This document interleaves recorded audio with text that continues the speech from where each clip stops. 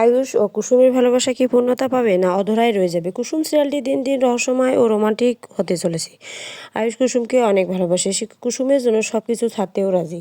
কুসুম কি কখনো স্বীকার করে নেবে? সে যাকে ছোট সাহেব বলে ডাকে তাকে সে অনেক আগে থেকে তার মনিকোঠায় জায়গা দিয়ে ফেলেছে। কুসুম সিরিয়ালে নতুন নতুন সব আপডেট পেতে অবশ্যই পেজটিতে লাইক ও সাবস্ক্রাইব করতে ভুলবেন না। পাশাপাশি কুসুম সিরিয়ালে কোন কোন সিনারি আপনাদের ভালো লেগেছে তা আপনারা আমার কমেন্ট বক্সে লিখে জানাতে পারেন। কুসুম সিরিয়ালের ৩১৫ নম্বর এপিসোডটি অত্যন্ত রহস্যজনক হতে চলেছে। আয়ুষের মরণদূত হয়ে কে আছে কুসুম সিরিয়ালে? কুসুম কি পারবে আয়ুষের জীবন বাঁচাতে? আয়ুষের কুণ্ডলিতে নাকি ঘোর বিপদ? এই বিপদ থেকে সে কি রক্ষা পাবে? বাঁশি হাতে কে গেল থানায়, যে বাঁশি সুরে থানায় প্রবেশ করতে সবাই তাকে সম্মান দেখালো এবং দেবরুণকে সে থানা থেকে ছাড়িয়ে মাস্টার প্ল্যান দিল আয়ুষকে জীবন্ত কবর দেওয়ার জন্য। তাহলে কি গুরুদেবের কথাই সত্যি হতে চলেছে? গুরুদেবের কথা মতো আয়ুষের অর্ধাঙ্গিনী, যে কিনা আয়ুষের রক্ষা কবচ হবে, ইন্দ্রাণী গাঙ্গুলি কি পারবে এমন মেয়ে খুঁজে আনতে?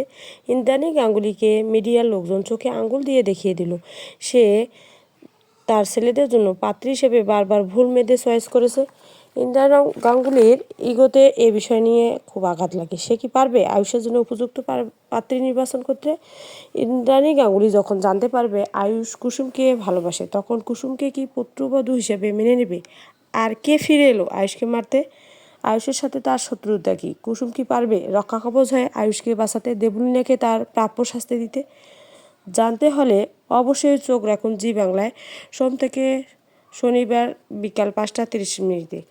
আর আপনারা ভালোবাসা ভালোবাসা ও ত্যাগে ভরা এই এপিসোডটি মিস করতে না চাইলে অবশ্যই পেজটিতে লাইক ও সাবস্ক্রাইব করতে ভুলবেন না।